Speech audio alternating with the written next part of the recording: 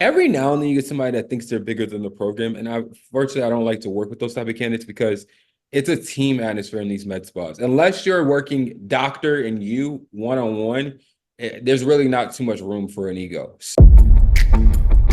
You have found Authentic Business Adventures, the business program that brings you the struggle stories and triumphant successes of business owners across the land. Downloadable audio episodes can be found in the podcast link found at drawincustomers.com. We are locally underwritten by the Bank of Sun Prairie, calls on call extraordinary answering service, as well as the Bold Business Book. And today we're welcoming / preparing to learn from Jonathan McLean of McLean Aesthetics. So, Jonathan, how are you doing today? I'm doing good. I'm doing good. It's sunny where I'm at, and yeah, I'm doing good. It's amazing. How are you? Nice. I'm doing very well. I appreciate that. Thanks for being on the show. Tell me, just so that the listeners understand, what is McLean Aesthetics? Yeah. So McLean Aesthetics is a niche aesthetic recruiting firm. So what we do is we focus solely on aesthetic businesses like med spas, dermatology offices, plastic surgery offices. And really what the problem, we focus on the biggest problem. So the core problem usually in those type of offices is talent and building a great team. So we focus on hiring aesthetic injectors, which is a new craze out in the market right now, and also dermatologists and plastic surgeons. You know, it's interesting you say that about the injections and all that jazz, Yeah. because I have a call answering service. We answer phones for businesses like this, the aesthetics business. That's why I was really interested in the service that you offer, because side tangent, it's tough to hire people. What was interesting is these clients came to us and I had to do a little bit of research, like, what do you guys do? So can you, for people like me that are cavemen, don't quite understand all the injections and all that jazz that people pay a lot of cash for, can you elaborate on that whole part? Yeah, for sure. And that's totally normal, honestly. I was just at a conference, I think this past weekend, I was talking to some of my colleagues, and they were saying that it's only 7% of the market really buying aesthetics right now. That's only 7% of, yeah. So Oh, in that case, many people do not know about the industry at all, but it is a billion-dollar industry. So that says a lot in itself. For aesthetics, what it really means is I focus on really like clinics with non-injectables. So injectables are products that they inject into your face, such as like Botox or derma filler. So either like relax the lines or plump up parts of your face. We also work with plastic surgeons that contour the body, liposuction, BBLs, things like that. And dermatologists that really focus on the skin and treating the skin. got it. How does a guy like you get involved with something like that? Because I'm just thinking that seems to be leaning towards the feminine, but Yeah. maybe I could be completely wrong there. I just, if someone brings a needle to my face, I'm not going to be the first one to be like, yeah, let's do this. I'll pay you for it. 100%. You know, it's really crazy because I say when, especially with entrepreneurs, I feel like the business choose you. You don't choose the business, obviously. When a lot of people look at me like, well, how did you? Like, that doesn't even make sense. But I was started off working in under like an apprenticeship with a sales and recruiting expert. And after COVID, things kind of got, different. And I was laid off from that position. But during that process, he did allow me to kind of explore the market and medical and see what I wanted to do. Like, what did you want to focus on? What do you might be a good sector? And I came across cosmetic dermatology. And I always say, if you like kind of an interest in something, really just do your research, go out into it, like learn a lot more about it, and you might be find it something interesting. I found it so interesting because it's like not only like healthcare, but it's healthcare and science meet together, and it also matches with pop culture, which I found myself a lot, interested in and really learning about the market on that too.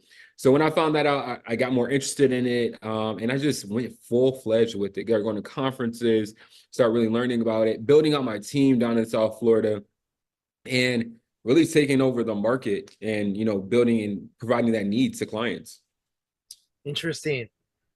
So one of the clients that we had, we don't have him anymore. I don't even know if he's still around. He would post an ad online and our phones would light up.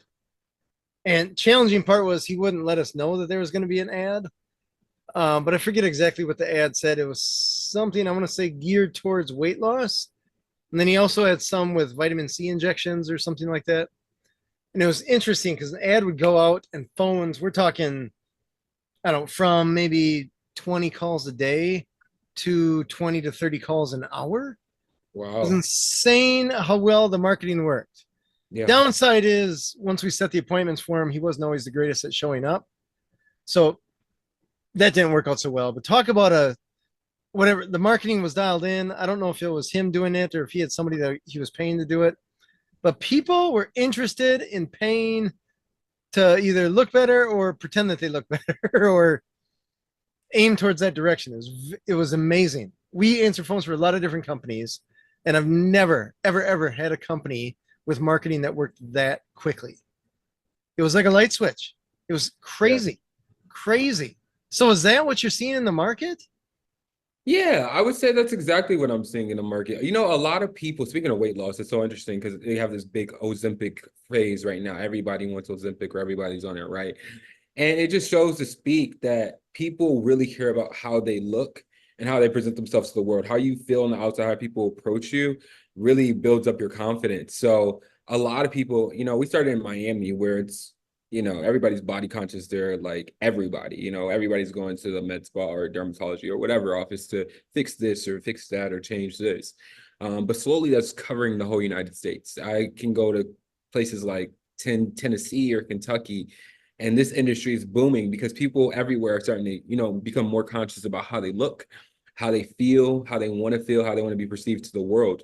So they're willing to spend any money that they have, any money that they don't have to get it done. Even during COVID, it was this big thing called the Zoom effect.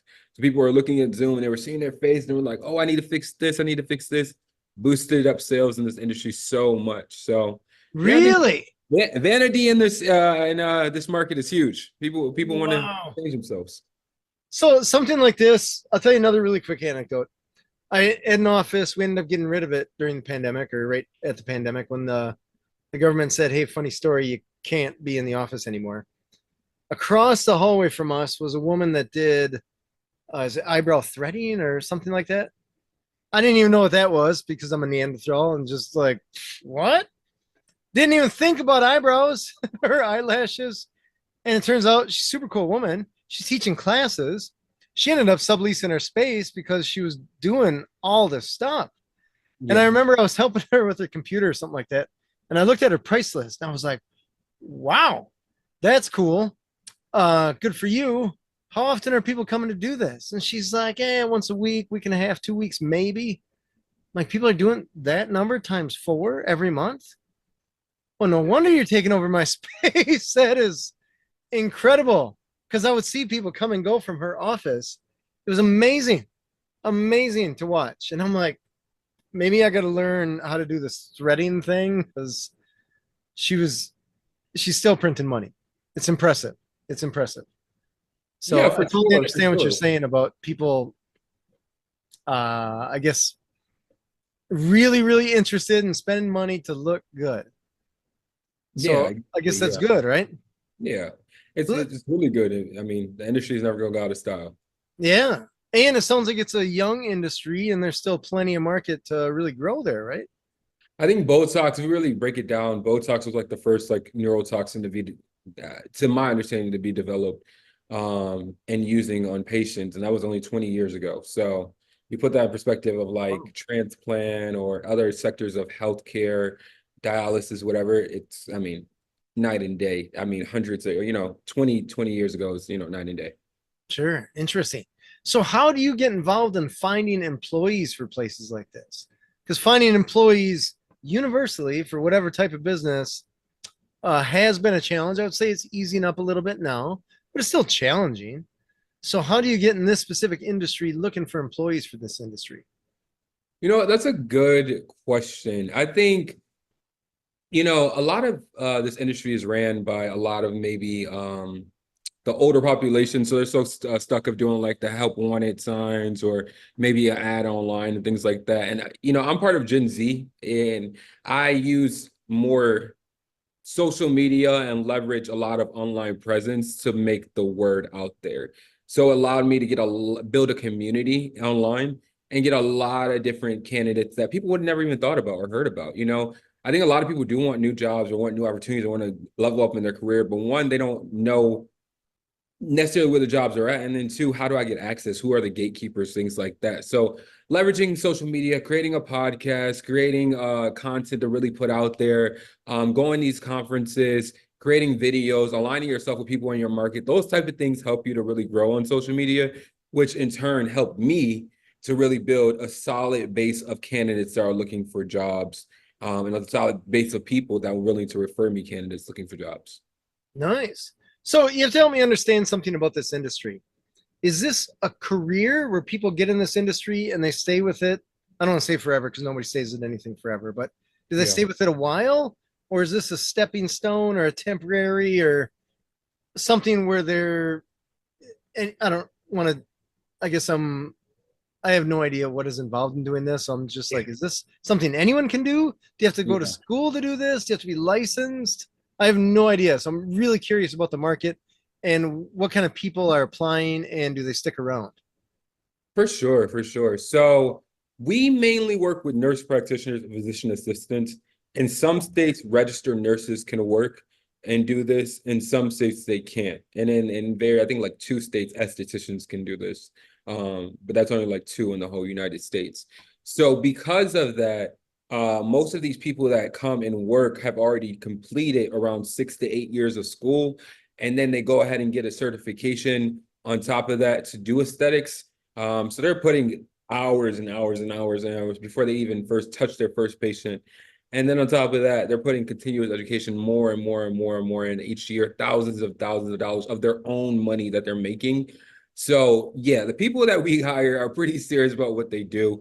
A lot of them stay in their career for years and years and years. Again, it's only 20 years old, so you got to think about the market. It's not like people have been in this for 50 years or things of that nature.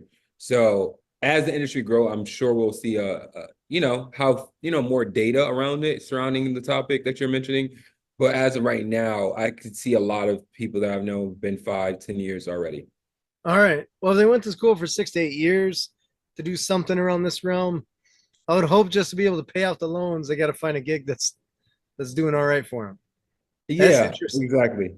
So it sounds like those are people that aim towards healthcare universally, somewhat, and then do they steer this way because healthcare is somewhat of a mess and this is more lucrative, or why would someone go away from healthcare, quote unquote, in the hospitals and clinics that way and come to something like this?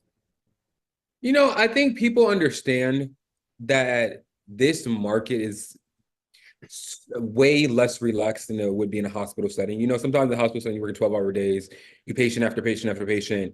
Everybody's stressed, things of that nature. In a med spa setting, it's very chill, relaxed. It's an hour, you see one patient an hour. You are able to take your time. You're able to, people come in there and they're happy, they're smiling, they want to be here.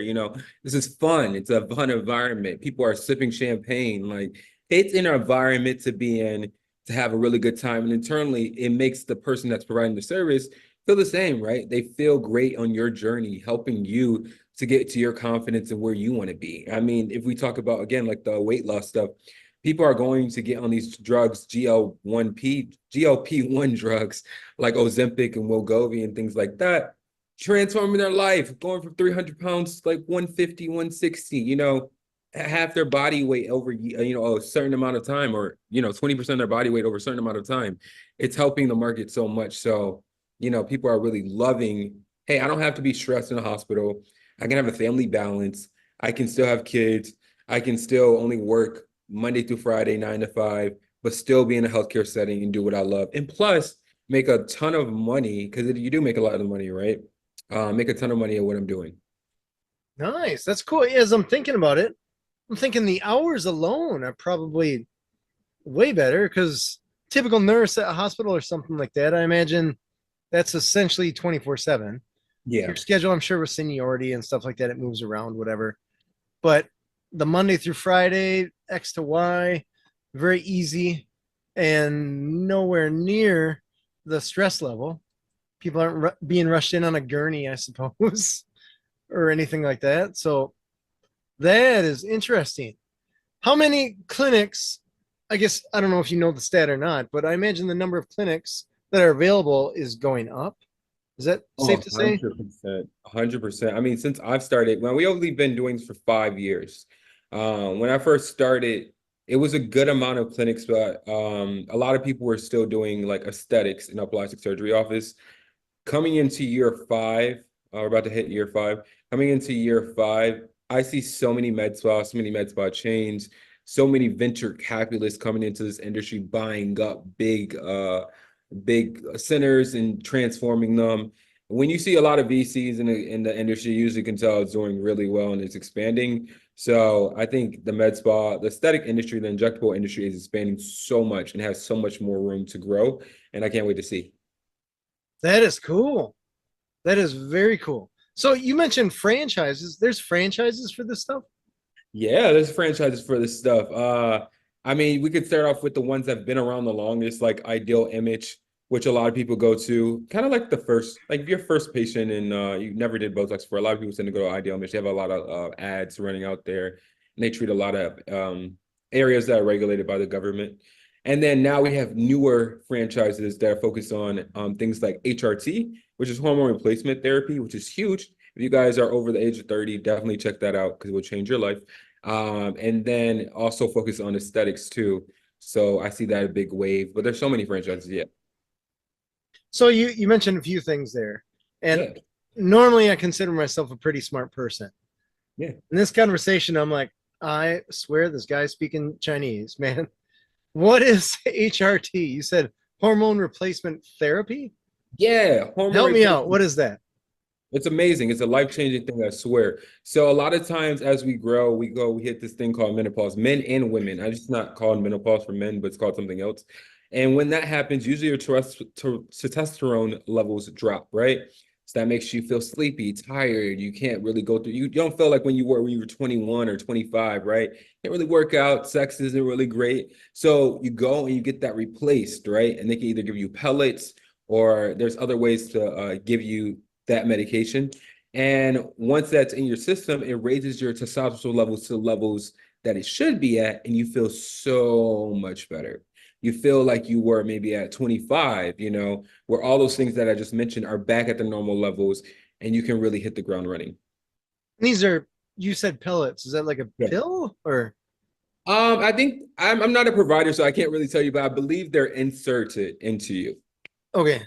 Yeah. Orally or other ways? Um, I don't want to get into that because I don't want to give you any wrong information, but I'm sure if you look Okay. on YouTube, they have it. And also, Okay. if you don't want to do the pellets, I think they have like something oral that you can take. I believe so. But again, check with your provider for that. Gotcha. Okay. Interesting. And is that exclusively a testosterone booster thing? Or are Yeah. there estrogen boosters or I don't know, other hormone? Right. No, no, no. So, I mean, men and women need testosterone for sure, but depending on your gender, they do have other plans as far as like which HRT to give you and things of that nature. For sure, for sure. Interesting. All right. Now tell me about the legal side of this from a I want to say FDA. Like, do they get into this and say, hey, this is regulated? Or is it one of those where like the herbal supplements that you see where they're just like, hey, this is a thing and we're pretty sure it does this, but no one's ever actually tested it kind of thing? For sure. It's super regulated, especially in America. That's why, a lot of people see like a lot of people making money off this and they just want to jump into it. Wouldn't highly recommend, I would not recommend that unless you like really are with a lawyer or really understand what you're doing because you don't want to get into those any lawsuits. But yes, it is regulated by the FDA. As far as injecting is concerned, there's certain areas that they approve, certain areas that they don't approve. People still practice them. It's just not, it's higher risk. So yeah. And then the certain products that are FDA approved, a lot of people, especially in Miami, have a big kind of black market scene. So people get their products, not unlicensed providers, I've seen get their products from like Amazon or something that are very dangerous, can cause like very occlusion. I've seen like disformed facial figures after. So just be careful. If you are going to a med spa, ask to see their lot number, ask to see the medication before they inject it. Know your knowledge, research the knowledge before you go into any med spa and get injected by anybody. All right, that's fair. That's fair. So when it comes to these injectables and pellets and all this jazz, how many manufacturers are there? Is it A few, dozens, hundreds? I would say there are about like five that really cover everything. Okay, And you'd be surprised because probably a lot of the products that you use every day are covered by the same companies that provide injectables and things like that. But nobody really pays that attention. But like MERS, Galderma, Allergan, those are just a couple to name a few. But I think there's like five or six that really run the whole industry. got it. Okay, so there's not a whole lot of guys in the garage cooking up some batch of whatever or anything. Hopefully not. If that is the case, run fast. Okay. Yeah. Sure, we're certified. Yeah, it's all good. So, how you mentioned social media? Let's shift gears to finding the employees. Yeah, for sure. So, let's say somebody's got one of these med spas and they're like, "Hey, I need another person," and they come to you and they're like, "Jonathan, find me a person." Yeah. You get on social media. Just tell me the story about how you find someone in that location because it's not a work remote job. That's Yeah. an in person at this clinic kind of thing. So, how do Yeah. you go about finding people that fit that role? Yeah, no, that's a good question. If a client comes to me, well, we do an intake to really understand what type of client that you are, right? Because not every med spa is the same. Now in relation to when it comes to like location and kind of finding that perfect person, because we are doing so long, we have a database full of thousands of candidates, so it's pretty easy to send like a blast. Hey, who's looking in this area? Who's looking in that area? Type of thing. Outside of that, we've cultivated like groups that with inside of social media such as Facebook, Instagram, LinkedIn, that we're able to put like messages out there. People are able to reach out. And just industry friends that we can talk to, see who may be looking, things like that. It's a very upscale service, meaning the candidates look for a high experience. So we'd like to provide that with them. Like I said, they've been in school for 6 to 8 years. They're doing a job where they're probably going to produce $1 million for this company in a year. They want to be treated well. So we want to treat them well. Nice. So I imagine, well, maybe I shouldn't even imagine. Let me just ask you, tell me about turnover at these places. Are they hopping from place to place, staying in the industry, but moving from clinic to clinic? A lot of them are because they're trying to find the right place. Again, it's only been around for 20 years, so some of these places are ran like the Wild Wild West. They don't have the typical HR, they don't have the typical benefits, they don't have the typical things. Some of the companies are ran very well. And if coming from a hospital, you can just slide in there and you'll feel very comfortable. So that could be, this is an industry where it's not like you're going to get trained 24/7 when you're in a clinic. You have to invest in yourself to learn. I mean, you're counting on really yourself, your medical director that may be 50 miles away, or yourself in that moment and your knowledge in the past. So a lot of providers might come out of college a year or two and they're like, hey, I don't feel comfortable injecting on my own because I've only been out of school for 2 years. I want to be around other providers and things of that nature. So it's very important that you do your research when trying to find a job and understand that, because if not, you might be jumping around until you find the perfect place. But if they're in a good place, I don't see them really leaving for a long time. All right. And tell me about the relationship that the client has with the, would you call them a nurse or what would you call Yeah. them? Okay. So a client nurse, I'm picturing this in my mind, having not been to one of these places. So I apologize if I sound ignorant. Good. But you think of massage, acupuncture, chiropractic, places like that. If that person, that whatever the person that's actually doing the service, they move to a different place, a lot of times their clients will follow them because there's a relationship there and they understand, like, hey, my body, whatever, where to stick the needles, all that jazz. So with something like this, when nurses move to a different clinic, are a lot of their clients following them? Yeah, I mean, yeah. Honestly, if they're not farther away, like they're not distance away, yeah, a lot of people are tending to find, when they find somebody great, they want to stick with them. Just like us men, when we find a great barber, I want to stick with the barber for a long term, or somebody that, so they want to stick with the injector that they're working with. And there used to be this thing called non-competes, due to the new administration right now in government, their non-competes are kind of banned in all industries. So Yeah, it's that, kind of up and down. They change their mind a few times a week on that one. There's a lot yeah. of court cases. Yeah. So that kind of changed a lot in the industry, because that prevented people from saying, hey, I'm moving to down the street, I'm moving over here. Again, you should, it's all, this is a social media industry. People are going to find you, they're going to see where you work. Even if you don't tell them, hey, I know Sarah ejected my face so well, I'm going to find where she's at. I'm going to go to her anyways because I like the interaction that we had together. All right. Tell me, you keep mentioning social media, and I'm so curious about this Yeah. because we look for employees the old-fashioned way, slapping an ad on any of the websites where people go to look for jobs, hope for the best. Usually, we get hundreds of applicants, and maybe I think our ratio is about 12 to 300. 12 good for every 300 applicants. Yeah. And when I mean good, I mean good enough to take to the next step of a video interview, not necessarily good enough to hire. And that'll whittle that down. That funnel gets short really quick. So, social media, do you just put a little blast out there that says, hey, man, we're hiring? Or tell me about the social media aspect from what are the posts going up? Yeah. So I think one of the biggest things is first you have to cultivate an audience, right? If you're following everybody from every industry and you put a post about a job, I mean, how many people are you really going to get? And are they going to be any good? Because they're not even speaking the type of language that you're speaking. So cultivating that audience is first. I think second is really building the job description or building the post that people can understand. 1 year of experience, must do this, must do that. So people know, hey, if you don't even have that type of experience, don't even apply, you're not going to be a good fit type of thing. Once you do those two things, I think it makes it pretty simple to get the kind of candidates that you want to get. In this industry, luckily, like you said, 300, you may get, even if you put an ad on an Indeed or whatever, you're not going to get 300. You may get 50. Now that 50, you might find one that's kind of good, and she might not even show up for the interview. So it's really important to use all the resources, all the avenues, and again, cultivate an audience in the industry that you're working in.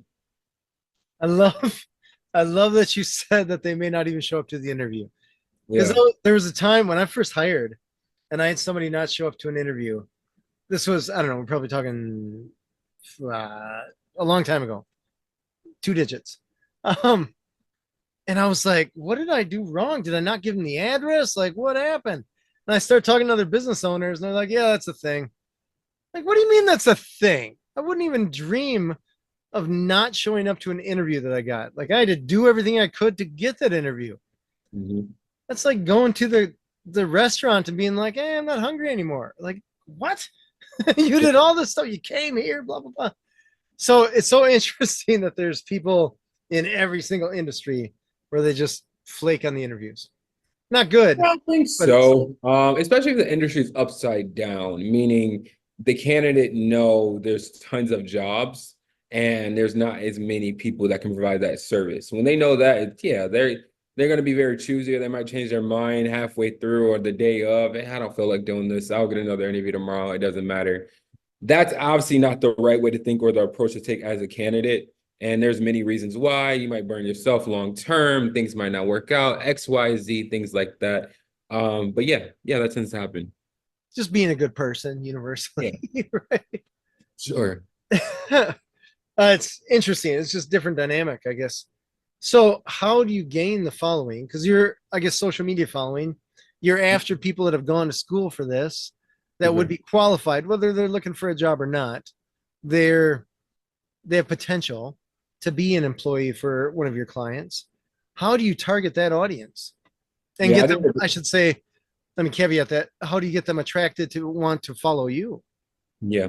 I think the biggest things is two things. One, add value back. So start day one, no followers.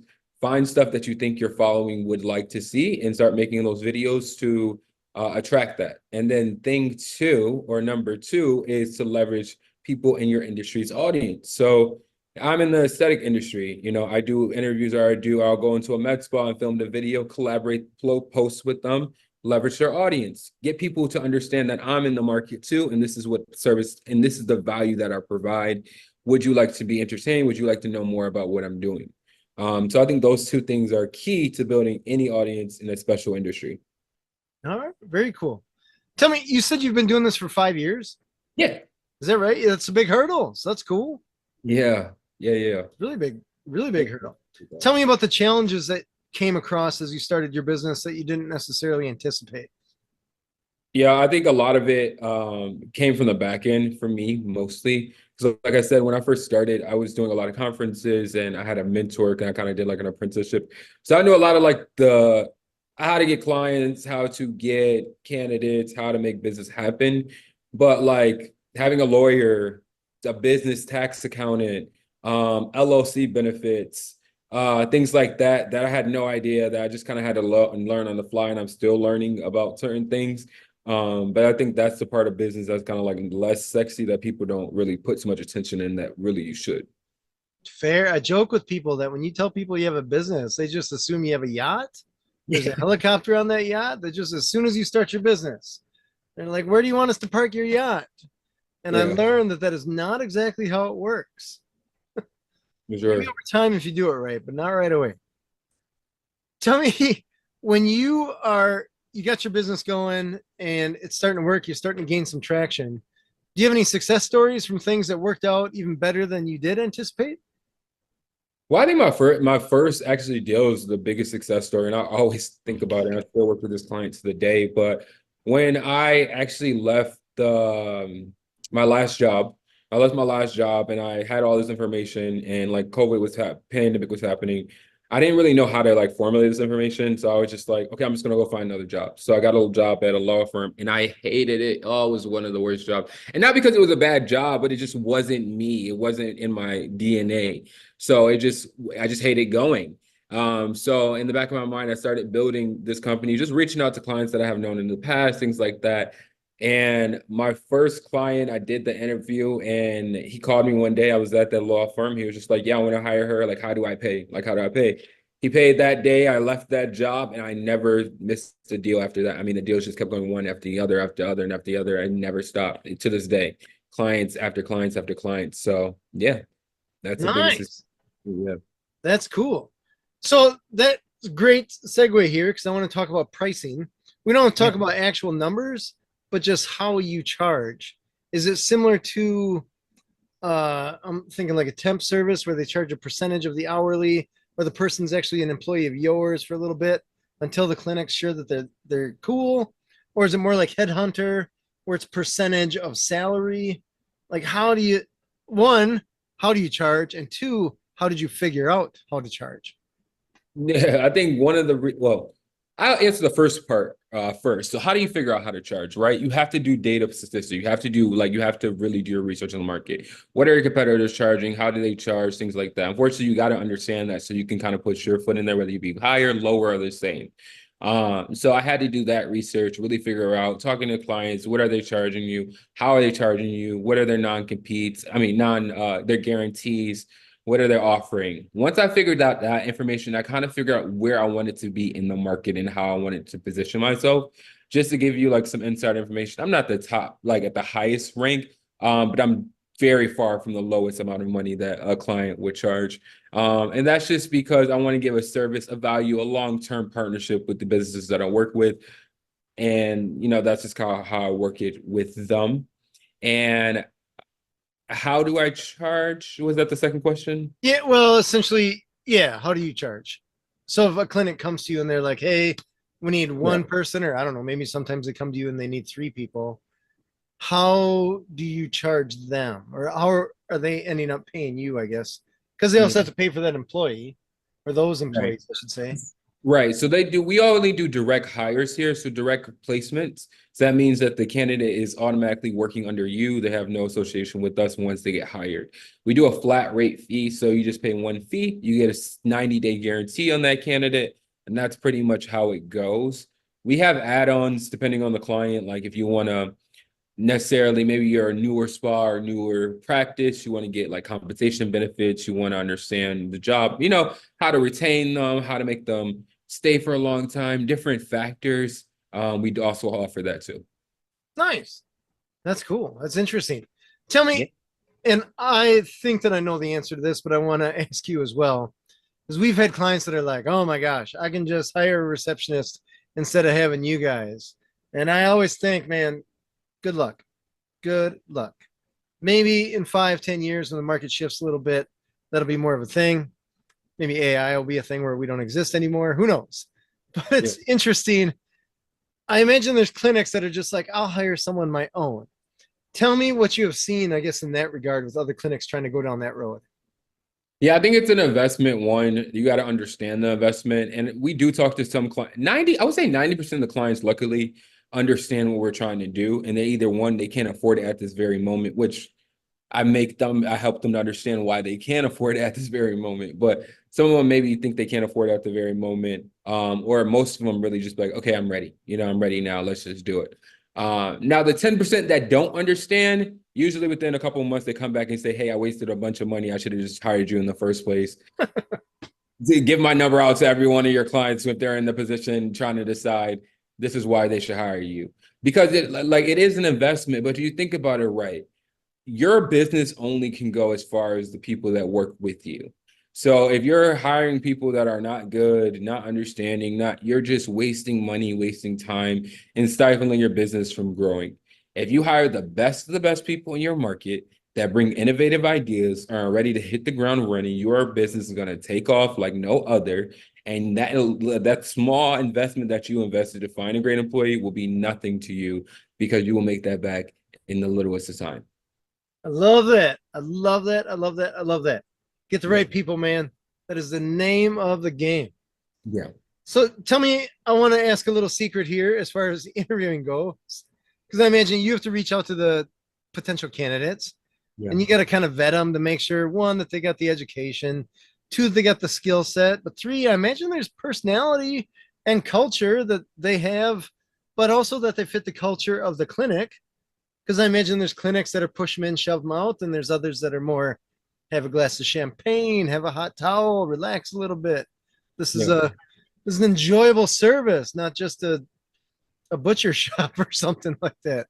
Tell me, how are you questioning or interviewing the people that are potential candidates to figure out who's a good fit to go where? No, it's a good question. I think it first start off, and I guess that really starts off with the intake of the client, understanding who the client is and what they're looking to bring in the table, where they're looking to head with their company. Some people are just like, hey, I just want somebody to come in and handle all the people in marketing. I don't care about their life, just like one after another, after another, after another. And some candidates just want to make money and they don't care about work-life balance. And then we have another sector of the market that really understands longevity and really understand upscale service and really want to provide that because they know what that means to the client and how they can grow their business.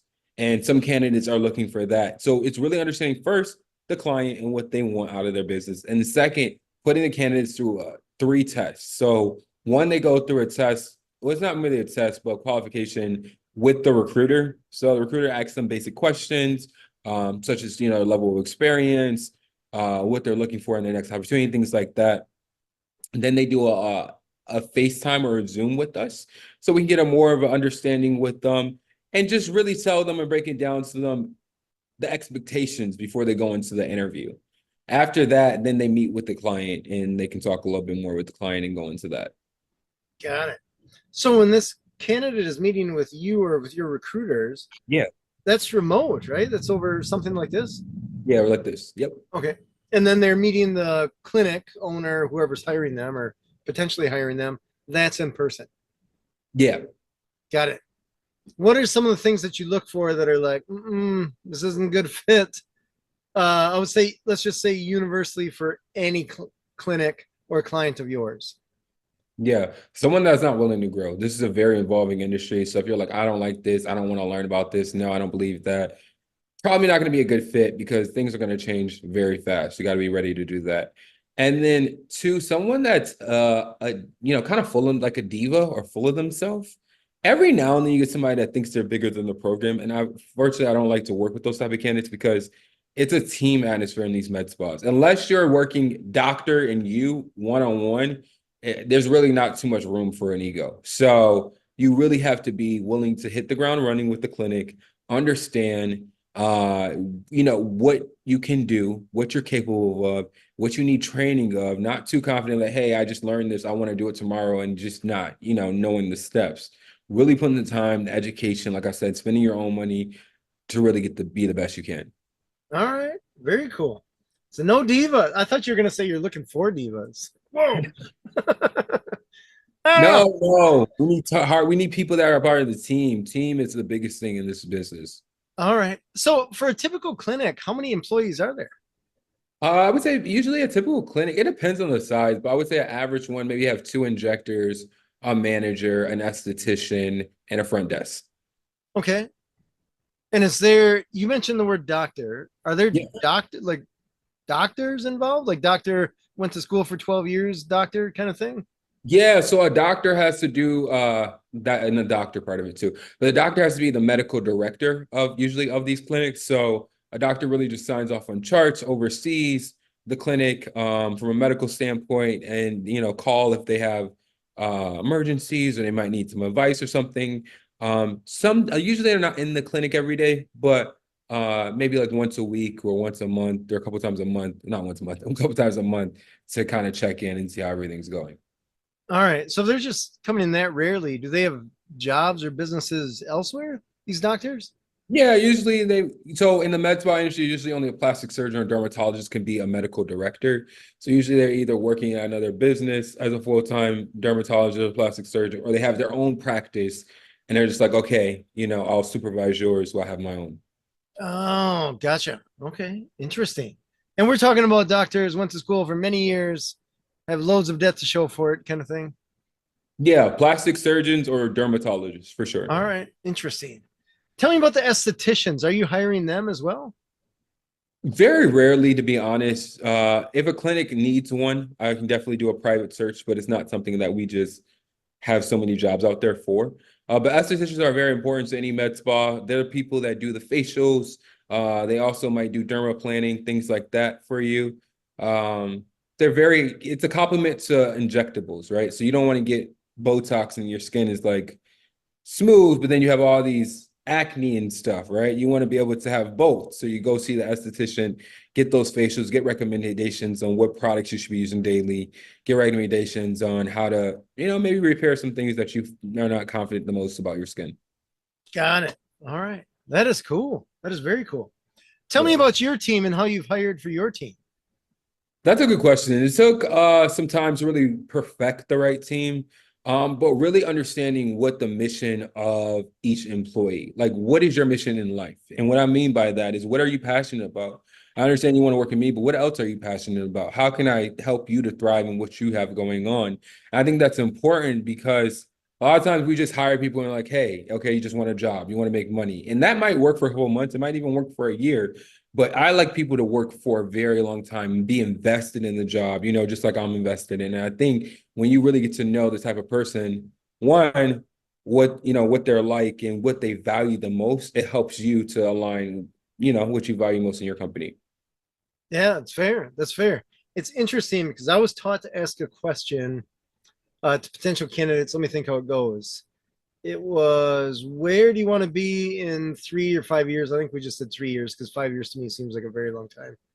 Where do you want to be in 3 years? And how do you want this job to help get you there? And it's interesting because I used to ask that to candidates, but I stopped because I met a lot of people that just did not have goals. They were Mhm. just, it was day to day. And when I asked them essentially, what are you aiming towards? Like, what's goals in life? Whatever they are. House, vacation, take care of kids. I don't, whatever it is, I don't care what it is. It's up to you, right? That's your life. I just want to make sure that this is a job that will help you get there so you can help them achieve it. And it was interesting how many people were just like, what?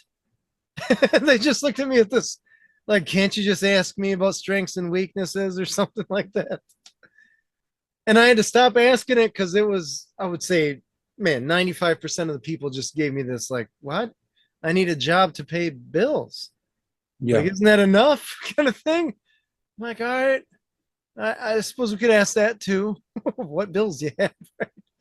It was just an interesting, I don't know. I don't know if you found this. I imagine you have a little bit. When you keep interviewing all these people, whether it's on podcasts or for a job or whatever, it turns into somewhat of a little bit of a psychological test where you start seeing patterns. And you're like, man, there's a group in the world that's challenged or I understand there's a lot of negativity with that people have, or if you don't have any goals, you don't really have a reason for the job except to pay the bills. That's it. So kudos to you, man, for asking people that. That is incredible. Tell me, have you gotten any good answers? Yeah, I get tons of really good answers. I think a lot of people that I work with on my team are usually on a goal to really succeed in something they're passionate about, but they love, a lot of people that come, they be like, one, they start off like, wow, the aesthetic industry is super interesting. I've heard of it. I want to be a part of it. That's the first step. So I piqued your interest as far as the industry. And then, understanding their goals. I've got a lot of people that my last assistant, she wanted to open her own hair salon, and we were working together. She was really good, really good. But then eventually she went to go open her own hair salon after a couple of years.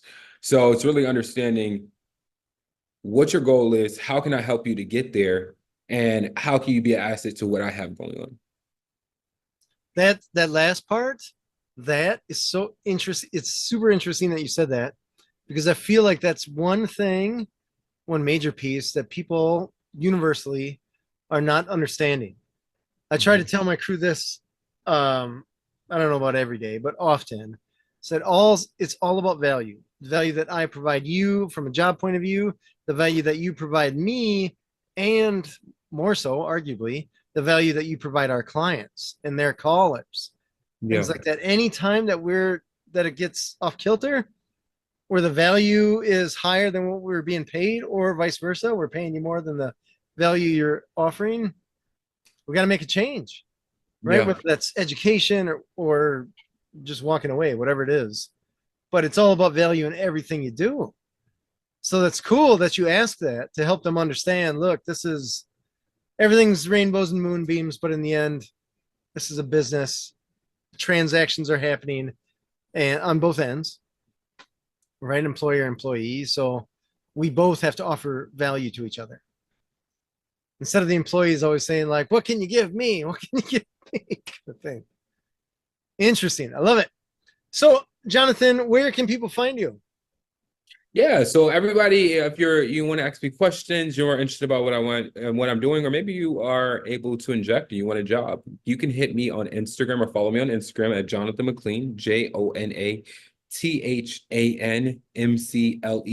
And I'm pretty sure if you go to any social media site such as YouTube, Instagram, Twitter, you can look up that name and that'll pop up. And then we also have a podcast called The Aesthetic Talk. Check that out on Spotify. And yeah. Aesthetic Talk, that's TALK. Is there an S at the end or not? No. No. Okay. Aesthetic Talk. That is awesome. Tell me about your podcast really quick.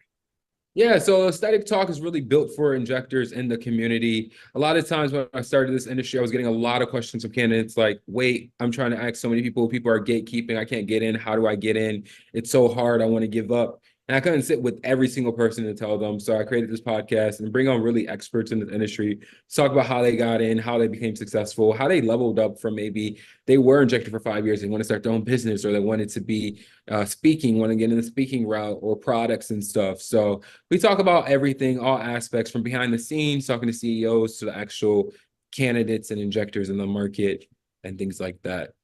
That's awesome. Aesthetic Talk. I will have to check that out because I imagine there's tons for me to learn in this industry and just out of pure curiosity. I love it. This is cool. Yeah, it's a fun time. Jonathan, thank you so much for being on the show. Thank you. This has been Authentic Business Adventures, the business program that brings you the struggle stories and triumphant successes of business owners across the land. My name is James Kateman, and Authentic Business Adventures is brought to you by Calls on Call, offering call answering and receptionist services for service businesses across the country, on the web at callsoncall.com. And of course, the Bold Business Book, a book for the entrepreneur in all of us, available wherever fine books are sold. If you're listening or watching this on the web, if you could do us a huge favor, give it a big old thumbs up, subscribe, and of course, share it with your entrepreneurial friends, as well as those friends that you may have that are in the aesthetic field and maybe looking for a gig. Jonathan is the man to help them. We'd like to thank you, our wonderful listeners, as well as our guest, Jonathan McLean of McLean Aesthetics. Jonathan, can you tell us, you have a website, right? Yeah, it's www.mcleanaesthetics.com. Awesome. And then the social media, tell us that again. It's going to be at Jonathan McLean, JonathanMclean. Awesome. And then finally, the podcast. The podcast is going to be called The Aesthetic Talk. Check it out on Apple and Spotify podcasts. Awesome. I love it. Thank you so much, Jonathan. Thank you. Past episodes can be found morning, noon, and night at the podcast link found at drawincustomers.com. Thank you for joining us. We will see you next week. I want you to stay awesome. And if you do nothing else, enjoy your business.